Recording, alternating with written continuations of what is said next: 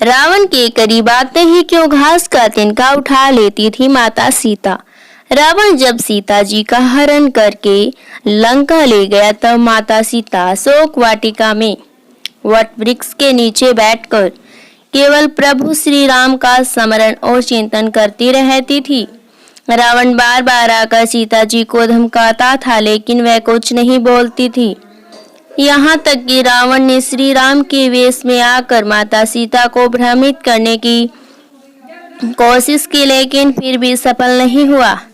रावण तक हार कर जब अपने शयन कक्ष में पहुंचा तो मंदोदरी जो यह सब पहले से जानती थी बोली, आपने तो राम का वेश भी धरा था, फिर क्या हुआ? रावण बोला, जब मैं राम का रूप लेकर सीता के समक्ष गया तो सीता मुझे नजर ही नहीं आ रही थी। रावण अपनी समस्त ताकत लगा चुका था लेकिन जगत जननी माँ को कोई नहीं समझ सका। फिर रावण भी कैसे समझ पाता? लेकिन लंकापति रावण भी कहाँ हार मानने वाला था। रावण अपनी समस्त ताकत लगा चुका था। उसने फिर से माता सीता के करीब आने का प्रयास किया लेकिन जगत जननी माँ को आज तक कोई नहीं समझ सका। फिर रावण भी कैसे समझ पाता? रावण एक बार फिर आया और बोला, मैं तुमसे सीधे सीधे संवाद करता हूँ लेकिन तुम कैसी नारी हो कि मेरे पास आते ही घास का तिनका उठाकर उसे ही घूर घूर कर देखने लगती हो क्या? घास का तिनका तुम्हें राम से भी ज्यादा प्यारा है? रावण के इस प्रश्न को सुनकर माता सीता बिल्कुल चुप हो गई और उनकी आंखों से आंसू की धारा बह पड़ी।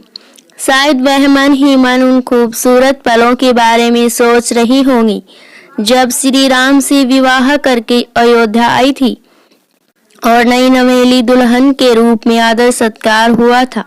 माता सीता का बड़े आदर के साथ गृह प्रवेश हुआ और उत्सव मनाया गया। उस वक्त एक परंपरा निभाई गई और उस परंपरा में उस घास का तिनके का रहस्य छिपा हुआ है।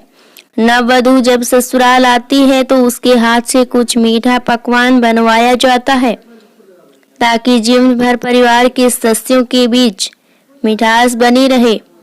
इसलिए सीता जी ने उस दिन अपने हाथों से घर पर खीर बनाई और समस्त परिवार, राजा दशरथ सहित चारों भ्राता और ऋषि संतों को परोसी। इसलिए माँ सीता ने उस दिन अपने हाथों से घर पर खीर बनाई और समस्त परिवार, राजा दशरथ सहित चारों भ्राता और ऋषि संत भी भोजन पर आमंत्रित थे। माँ सीता ने सभी को खीर परोसना शुरू किया और भोजन शुरू होने ही वाला था कि जोर से एक हवा का झोंका आया। सभी ने अपनी अपनी पतल संभाली। सीता जी देख रही थी कि ठीक उसी समय राजा दशरथ जी की खीर का एक छोटा सा घास का तिनका गिर गया। माँ सीता जी ने उस तिनके को देख लिया लेकिन अब खीर में हाथ कैसे डाले ये प्रश्न आ गया। माँ सीता जी ने दूर से ही उस तिनके को घूर कर जो देखा तो वो तिनका जल कर राख की एक छोटी सी बिंदु बनकर रह गया। सीता जी ने सोचा, अच्छा हुआ किसी ने नहीं देखा, लेकिन राजा दशरथ माँ सीता जी का यह चमत्कार को देख रहे थे। फिर भी दशरथ जी चुप रहे और अपने कक्ष में चले गए और माँ सीता जी को बुलवाया। फिर राजा दशरथ बोले, मैंने आज भोजन के समय आपके चमत्कार को देख लिया था। आप साक्षात जगत जननी का दूसरा रूप है। लेकिन एक बात आप मेरी जरूर याद रखना, आपने जिस नजर से आज उस तिनके को देखा था उस नजर से आप अपने शत्रु को भी मत देखना। इसलिए माँ सीता जी के सामने जब भी रावण आता था तो वो घास के तिनके को उठाकर राजा दशरथ जी की बात याद कर लेती थी। यही है उस तिनके का रहस्य।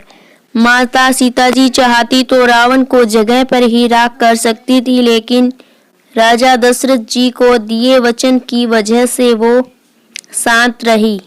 कहानी पसंद आए तो ममता स्टोरी चैनल को सब्सक्राइब जरूर कीजिएगा। धन्यवाद।